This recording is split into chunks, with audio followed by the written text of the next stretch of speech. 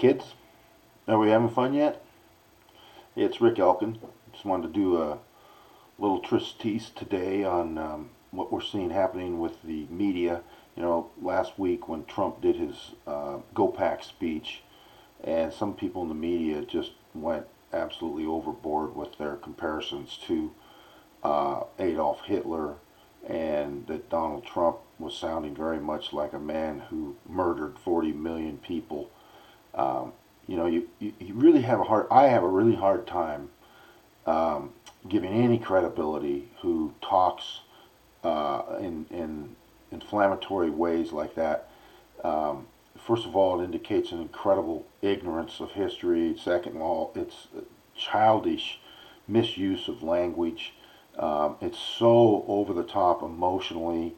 Anytime somebody brings the Hitler analogy into the conversation, comparing Donald Trump or George Bush or whatever, Abe Lincoln, that's pretty much the end of that person's credibility. As far as I'm concerned, I just can't even listen to it anymore.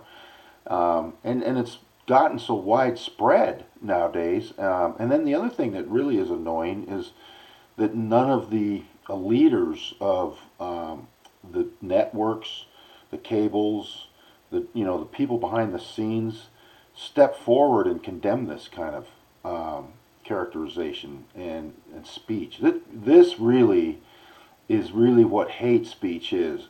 We can argue about people disparaging homosexuals or people of color or whatever, and then we can argue about whether or not that's really hate speech.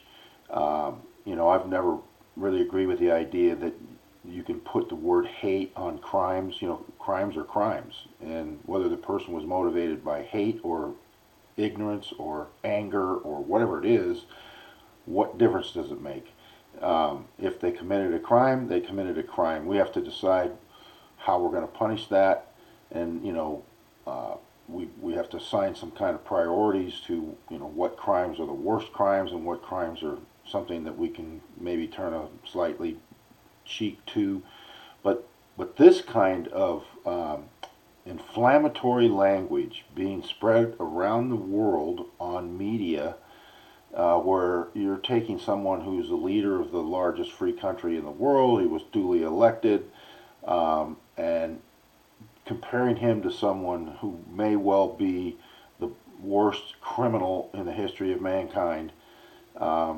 Somebody needs to take that reporter aside and say, you know what, I don't think you're old enough or mature enough to handle this, and we're going to need to get somebody else. Either that, or they don't really care, and they don't really think there's a whole lot of validity to what they do, what CNN does, or MSNBC, or whatever these quote news organizations are doing. If they're going to allow this kind of misuse of their soapbox, then it's no wonder that CNN has literally no ratings. There's just nobody watching it.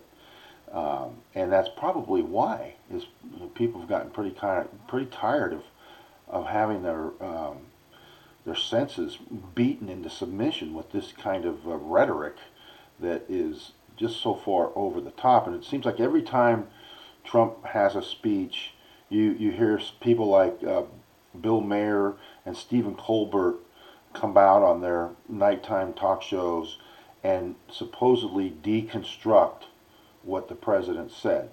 And so when I go through and I listen to them or I read a summary of what they had to say, and I'm looking at it and I'm thinking, they didn't deconstruct anything. They just had a temper tantrum.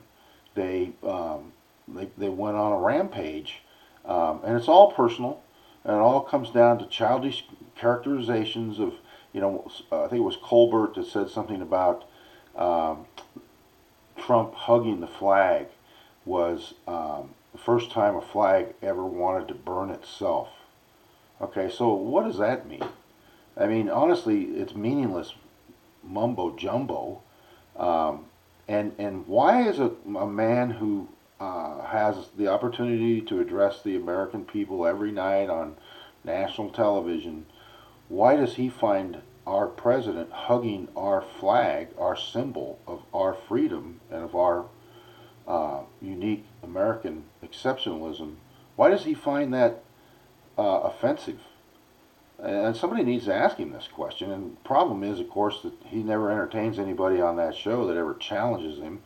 And he always says, well, I'll invite him on. And then, of course, if they're dumb enough to go on and let him sit there and make fun of him, nothing ever really gets accomplished because they don't act like adults. It becomes a fifth grader's birthday party of name calling and throwing, birthday cake and whipping cream at each other.